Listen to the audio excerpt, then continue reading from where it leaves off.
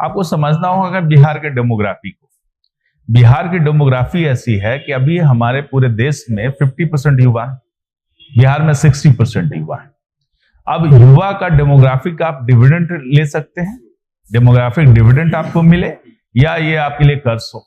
तो उस पॉपुलेशन का किस तरह से हम बेहतर इस्तेमाल करें, पॉपुलेशन आपके लिए एसेट कैसे बने।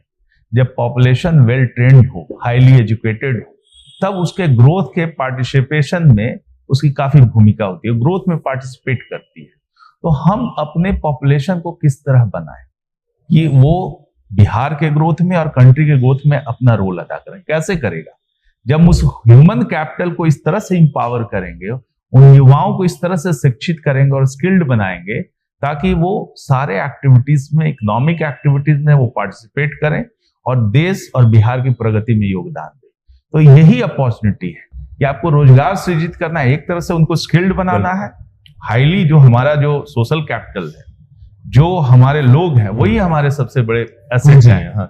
यही बिहार की पूंजी वही है। जैसे जापान में वहां के लोग ही उनकी पूंजी है। जापान में कोई ऐसा एसेट नहीं है उनका, नेचुरल कोई विशेष एसेट है नहीं, पथरीला इलाका है, सब कुछ है, लेकिन लोग ऐसे हैं, उन्होंने जापान को सुपर पावर बना दिया। उसी तरह से हमको सिर्फ अपने लोगों पे काम करना है।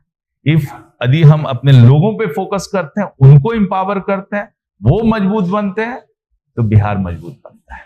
बिहार तो लोगों से मिलकर बना है, बिहार जमीन का थोड़ी ना एक टुकड़ा है। जस्ट बिहार हम बिहारियों से मिलकर बना है, और यदि बिहारी सशक्त होते हैं, वो मजबूत होते हैं, तो बिहार सशक्त होता है।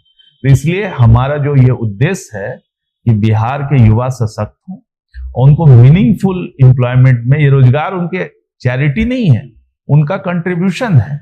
उनका कंट्रीब्यूशन हम अपने राज्य के इकोनॉमिक डेवलपमेंट में कैसे लें, इसके लिए रोजगार सृजन हो रहा है, इसके लिए इंडस्ट्री लगाई जा रही है।